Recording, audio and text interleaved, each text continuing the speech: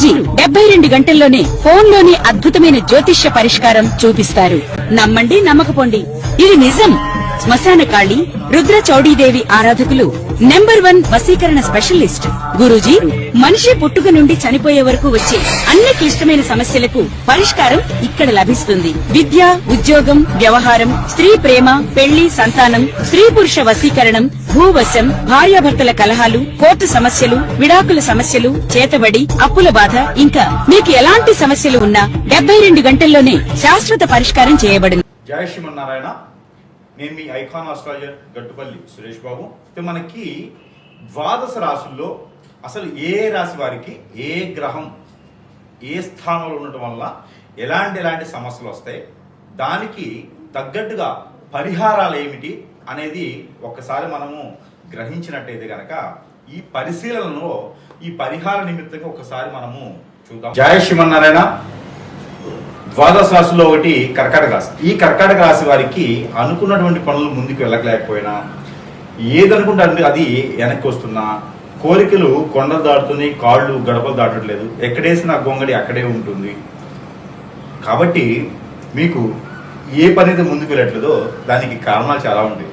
పెళ్లి వయసు వచ్చిన పెళ్లి కాకపోవటం, ఎన్నో రకాల గ్రహ సంబంధిత ఇబ్బందులు ఉండటం, దోషాలు ఉండటం, అనుకున్న పని అవ్వకపోతే మనకిలో ఉండేటువంటి అనీజీ కావచ్చు, ఏది కూడా ముందుకెళ్ళకపోతే ఎన్నో రకాల సమస్యలు ఏర్పడుతూ ఉంటాయి.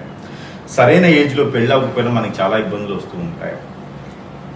చదువుకొని విదేశాలకు వెళ్ళలేకపోయినా, చదువుకొని జాబ్ చేయలేకపోయినా, డబ్బులను బీనం చేయలేకపోయినా, ఏది చేసిన నష్టం వస్తున్నా, అందరూ దూరం అయిపోతున్నా, ఇవన్నీ కూడా ముఖ్యంగా కర్కాటక రాశి వారికి అనుకున్న పని అవ్వదు. ఇవన్నీ కూడా గోచార ప్రకారంగా మనము గ్రహించి గమనించుకుంటూ ఉండాలి. గోచారంలో స్వస్థానంలో శని కానీ, స్వస్థానంలో రాహు కానీ, అలానే 4-3 స్థానాల్లో రాహువు శని కానీ, కుజుడు శని కానీ, రవి శని కానీ ఉన్నట్లయితే కర్కాటక రాశి వారికి కలిసి రాదు. గురువు 9వ స్థానంలో ఉంటూ, ఏది మీ గోచార ప్రకారంగా 9వ స్థానంలో గురువు ఉండి 4వ స్థానంలో ఉన్నటువంటి శని గురువుని చూసినట్టయితే మీకు ఇబ్బంది కలుగుతుంది. చంద్రుల్లో కుజుడున్నా, చంద్రుల్లో గురువు ఉన్నా మీకు అనుకున్న పనులు అవ్వవు. బాడీలో తత్వాలు మారుతూ ఉంటాయి, ఆరోగ్య సమస్యలు, గండాలు, ఏం చేసినా ముందుకు వెళ్ళలేకపోవడం, పెళ్ళిళ్ళు అవ్వవు సరైన సమయానికి, ఎప్పుడు కూడా లేట్ అవుతూ ఉండిద్ది, ఇలాంటి సమస్యలు అన్నీ వస్తూ ఉంటాయి. కానీ కర్కాటక రాశి వారికి లవ్ కూడా సక్సెస్ అవ్వదు. కానీ శుక్రుని యొక్క దశలో లవ్ సక్సెస్ అవుతుంది, డబ్బు సంపాదించగలుగుతారు, ఎన్నో రకాల ప్రయోజనాలకి పొందగలుగుతారు. శుక్రుడిది ఒకటి, రవిది ఒకటి, ఈ 2 దశలు మీకు అద్భుతంగా కలిసి వస్తాయి. కర్కాటక రాశి వారికి ఇది ఒక కారణం అయితే, పుట్టిన తర్వాత మనము పెద్దలు చెప్పారని, ఇంట్లో వాళ్ళు చెప్పారని, గుళ్ళో వాళ్ళు చెప్పారని చెప్పి ఎన్నో రకాలైనటువంటి పూజలు, యజ్ఞాలు, యాగాలు, హోమాలు, జపాలు, తపాలు, ఎన్నో రకాలుగా వస్త్రదానాలు, స్వామివారికి, అమ్మవారికి పొట్టు వస్త్రాలు, ఎన్నో రకాలుగా కళ్యాణాలు చేపిస్తూ ఉంటాము, హోమం చేపిస్తూ ఉంటాము, ఎన్నో రకాలుగా మనము చేస్తూ ఉంటాము. అవి కాక తెలిసిన వారికి తెలియని వారికి దాన ధర్మాలు చేస్తూ ఉంటాం. అవి కాక ఎన్ని పుణ్య కార్యక్రమాలు, అవి కాక ఏదైనా ట్రస్టులు, వృద్ధాశ్రమాలు, అనాథాశ్రమాలు, ధర్మకర్తలుగా ఆలయాలకి ఇలా చేస్తూ ఉంటారు. స్థలాలు దానం ఇస్తూ ఉంటారు, ఎంతోమందికి ఉపాధి అవకాశం కల్పిస్తూ ఉంటారు, ఇండస్ట్రీలు అలాంటివి స్థాపించేసి. ఇవన్నీ మనం చేసేటువంటి ధర్మ పనులు అనమాట. ఇవన్నీ ధర్మానికి సంబంధించినటువంటి కార్యక్రమాలు ఇవన్నీ.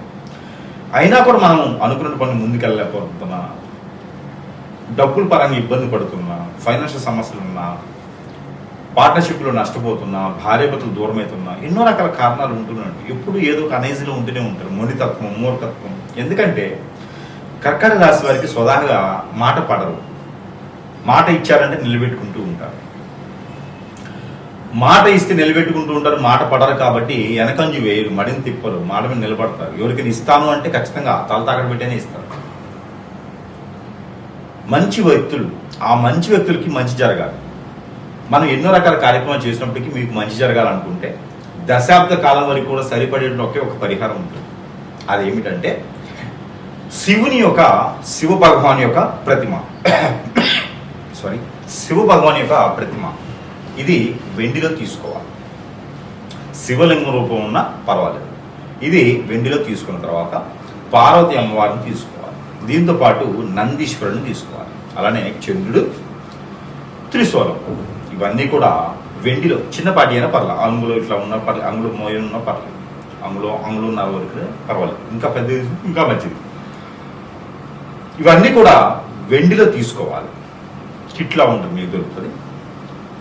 వెండిలో తీసుకొని ఎక్కడైనా సరే మీకు ఈ జొన్నలు ఉంటాయి, జొన్నలు 1 కిలోన్నర, గోధుమలు 1 కిలోన్నర తీసుకోవాలి. వీటిలో కలిపేసి అది పైన పెట్టేసి ఎక్కడైనా సరే మీరు దానం ఇవ్వాలి.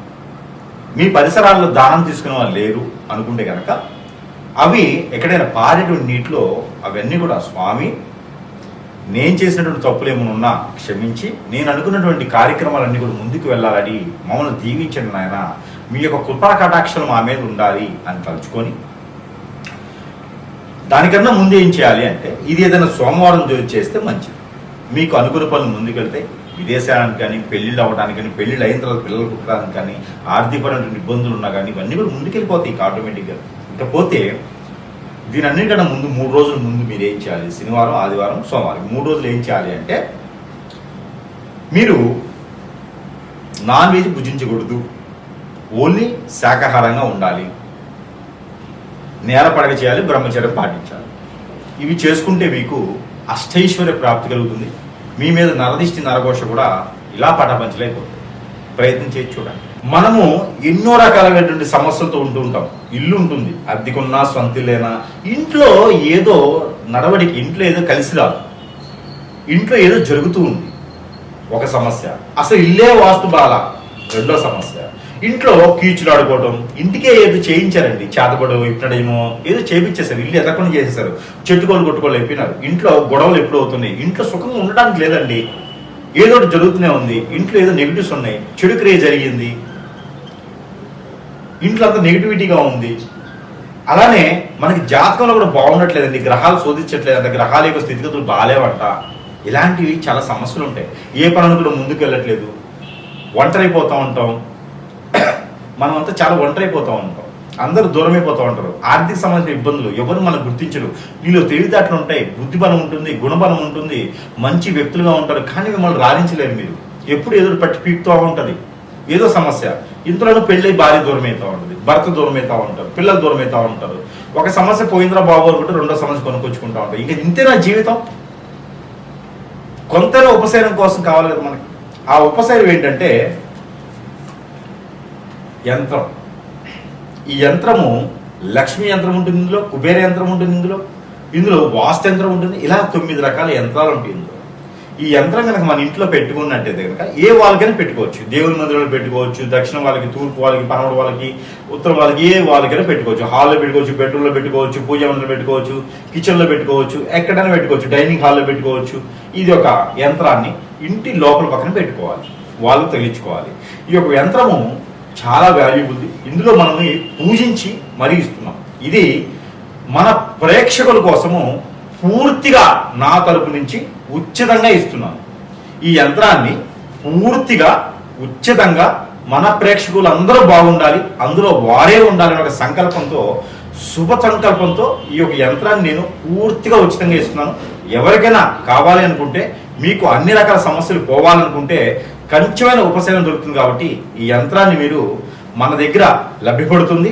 మీకు మీ వద్దకు చేర్చేటువంటి రుసుమును మాత్రమే నేను తీసుకుంటున్నాను, అంటే దారి ఖర్చులకు మాత్రమే తీసుకుంటున్నాను తప్పితే యంత్రానికి మాత్రం డబ్బులు తీసుకోవట్లేదు, ఉచితంగా ఇస్తున్నాను. ఎవరికైనా కావాలంటే కూడా సంప్రదించండి. ఈ యంత్రంకి ధూప ద్వీప నైవేద్యం పెట్టినా పెట్టకపోయినా పర్వాలేదు, 3 రోజులు పెడితే చాలు. కాబట్టి ఈ యంత్రాన్ని ఎవరికైనా కావాలి అంటే కూడా ఫోన్ కాంటాక్ట్ ద్వారా యంత్రం పంపించడం జరుగుతుంది. కాబట్టి ఎవరికైనా కావాలంటే సంప్రదించండి. జై శ్రీమన్నారాయణ.